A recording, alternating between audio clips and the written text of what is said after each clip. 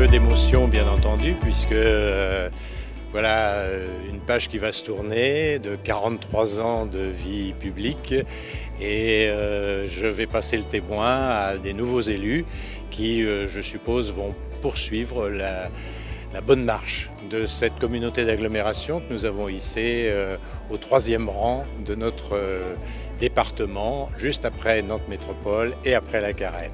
Et donc je suis assez fier d'avoir assuré la création et la bonne marche tout au long de ces 17 années. Bonsoir à tous. Il me revient le privilège pour quelques minutes encore de m'adresser à vous ce soir. Vous adresser tout d'abord toutes mes félicitations, mes encouragements à tous les maires et à tous les membres de ce nouveau conseil communautaire de notre communauté d'agglomération Cap-Atlantique. On a beaucoup investi, environ 200 millions d'euros au cours de toutes ces années. Et puis, nous avons mis sur pied des services publics absolument indispensables à la population. L'eau potable, l'assainissement, les transports en commun en zone urbaine. Et puis également la collecte et le tri des déchets.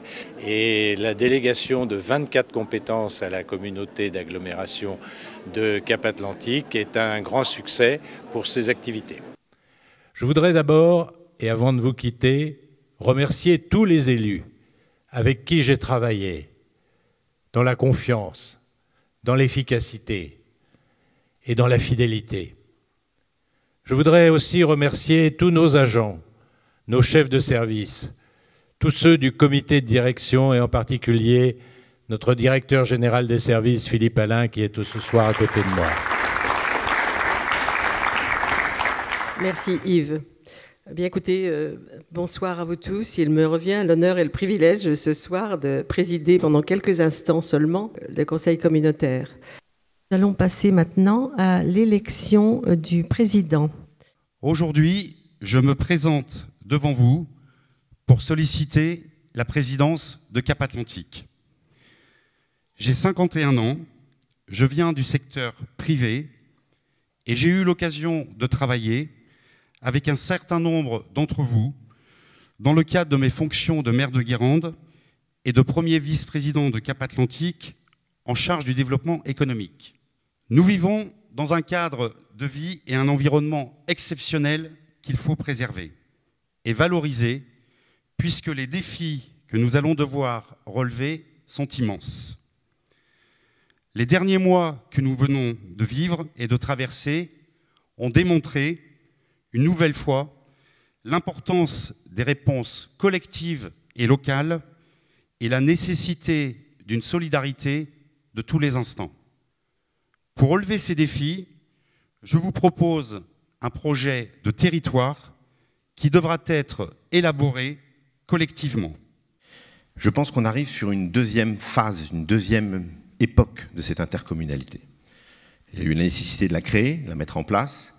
Aujourd'hui, on doit arriver à une nouvelle époque qui serait sous une nouvelle gouvernance et emmener l'ensemble des communes, des 15 communes, dans un projet commun. J'ai de très bonnes relations avec Nicolas et quel que soit le résultat, nous sortirons de ce scrutin main dans la main pour, bien sûr, amener au maximum de notre énergie pour faire réussir cette intercommunalité. Maintenant que la démocratie parle, et puis d'abord on se retrouve dans quelques minutes avec un grand sourire et main dans la main avec toutes les communes. Merci.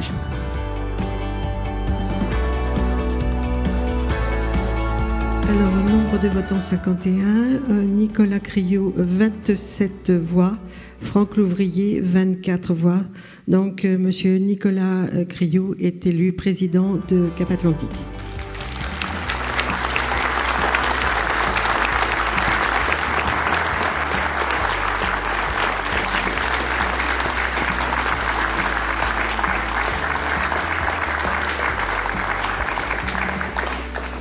Je dirais maintenant à l'ensemble des élus du conseil communautaire, au travail.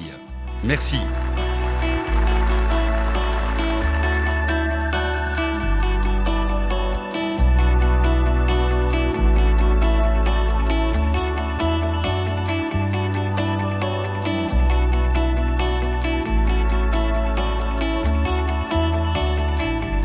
L'élu local veille à prévenir ou à faire cesser immédiatement tout conflit d'intérêts. Écoutez, ça représente déjà une fierté et un honneur. C'est en fait une présidence qui m'honore par rapport aux engagements et par rapport aux attentes de notre territoire. Donc je suis ravi d'être aujourd'hui entouré de l'ensemble des maires des autres communes de Cap-Atlantique pour porter ensemble un projet commun. Alors 3 axes majeurs qui sont dans le style de gouvernance que je souhaite, ce sont d'abord des valeurs de confiance, des valeurs de collégialité et aussi des valeurs d'engagement qui doivent avant tout servir l'intérêt de notre territoire et donc de nos habitants.